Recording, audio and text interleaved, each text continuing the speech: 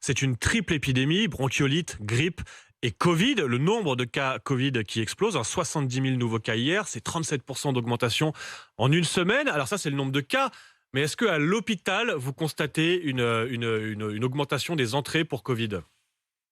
Ah oui, alors aujourd'hui, les urgences sont extrêmement tendues et pas tant, comme je vous l'ai dit, en tout cas sur nos chiffres d'hier, du fait de la grève des médecins généralistes, mais du fait de cette triple épidémie, hein, le Covid qui remonte, la grippe qui arrive et la bronchiolite qui est toujours là.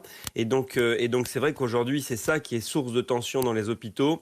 Et donc on rappelle hein, à la population les gestes barrières pour essayer de limiter ces épidémies, se laver les mains, mettre son masque, aérer les pièces quand on est plusieurs, et bien sûr la vaccination hein, qui maintenant a été simplifiée. On peut aller en pharmacie et se faire vacciner d'un coup Covid pour le rappel et la grippe, notamment pour les personnes les plus fragiles.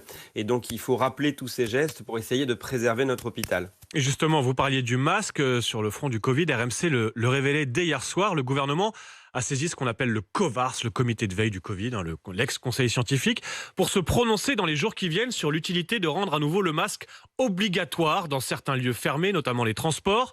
En clair, Benoît Elbud, on se dirige tout droit vers un retour du masque obligatoire. C'est ce que vous souhaitez?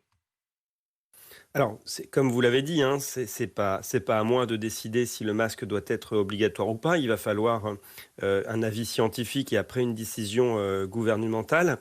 Ce qui est sûr aujourd'hui, c'est qu'il va falloir que la population s'habitue, comme dans d'autres pays depuis longtemps, à ce que l'hiver, quand il y a des épidémies, eh bien, on mette le masque régulièrement et on se protège.